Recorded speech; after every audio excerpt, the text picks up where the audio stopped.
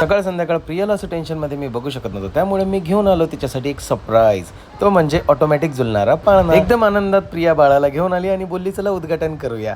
तर हा पूर्णपणे ऑटोमॅटिक आहे, DC मोटरवरती आहे, म्हणून 100% शॉक प्रूफ आहे। याला टायमर आहे, स्पीड अप स्पीड डाऊनचं ऑप्शन आहे आणि इथूनच ऑन ऑफ पण होतो। बाळाला अतिशय शांत झोप लागते।